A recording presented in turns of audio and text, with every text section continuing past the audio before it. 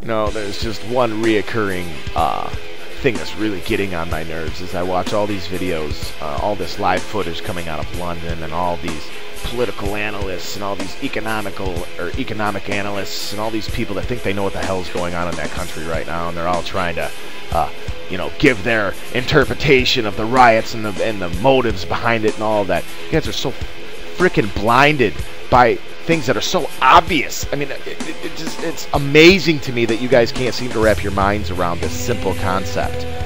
We're dealing with poor people. We're dealing with unintegrated immigrants that haven't been given a fair shake in that country. And now they have no other choice but, of course, to take advantage of political unrest and civil unrest to loot, to steal. Why do people steal? Why wouldn't you just go out and buy something if you wanted it so bad? I'm going to tell you why. Because you don't have any freaking money to buy it. And why don't they have any money? Because the unemployment rate is so high. And why is the unemployment rate so high?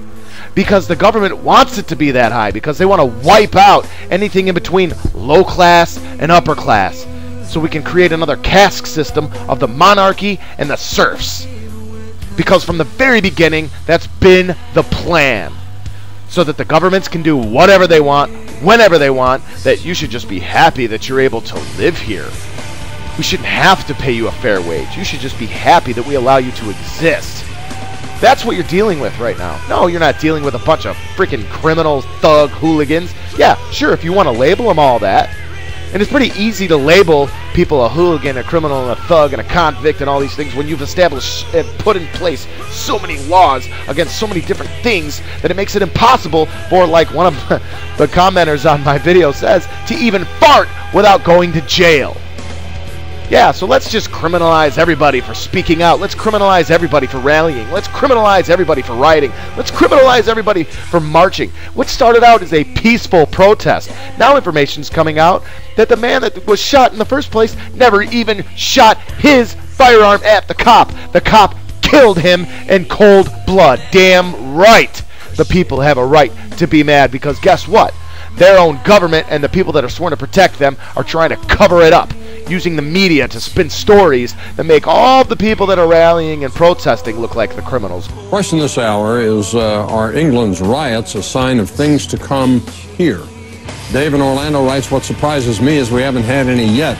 We have sleazy people in Congress, lazy people in the White House, and crazy people in the Supreme Court, all of which has precipitated income disparity beyond measure. A tiny number of people who will never have a worry or want in the world, and an enormous number of people whose world is nothing but worry and hardship. If our complacency is so metastasized, we're terminal. Jeremy in London writes, no, Jack, while some of the same problems might exist, the U.S. is too vast, and the police in the United States would put this down in a day. There's a sad underclass mentality here in the UK where everything is everyone else's fault. This is where the United States stands head and shoulders above places like that. No chance this could happen in the U.S. Oh, yeah? Jennifer writes, it's amazing to me how quickly protesters turn into rioters and hooligans in the media. It's also amazing that people have not made the connection between unemployed youth and what happened in Syria, Egypt, Libya at all. The youth here are unemployed too, and all it might take is a spark.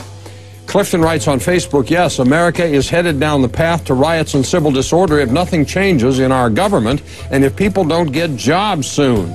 Wake up, people. We just lost our AAA credit rating, and that's only the beginning. 46 million people on food stamps is not a joke. John writes, Jack, have you forgotten the civil rights days? I know you're as old as I am. At least you look it. Thank you, John. Curtis in Philadelphia. Excuse me, Jack, but this is America.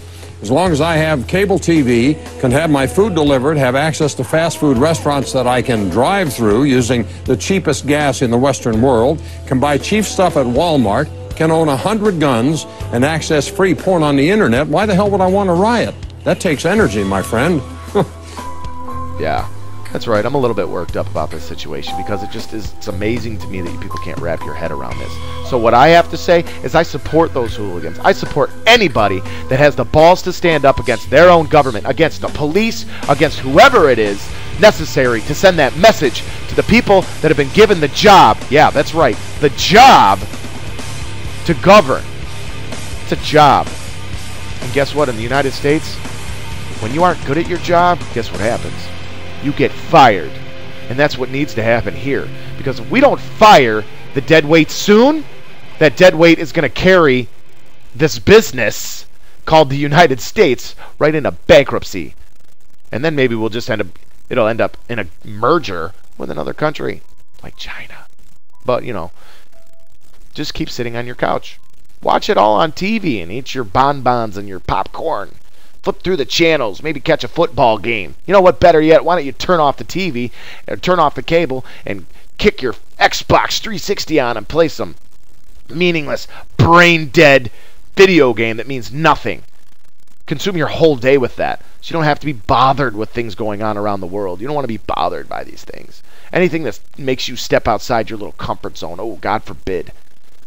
You sorry, worthless, fat piece of shit. Become a part of your community. Do something to save yourself and your families and your community, or as Americans, we can look forward to something like what's going on, not just in the UK, but all over the damn planet, happening right here on our soil. Or maybe you'll wait until somebody kicks in your front door while you're home with your kids and tries to take your stuff. Maybe then you'll wake up.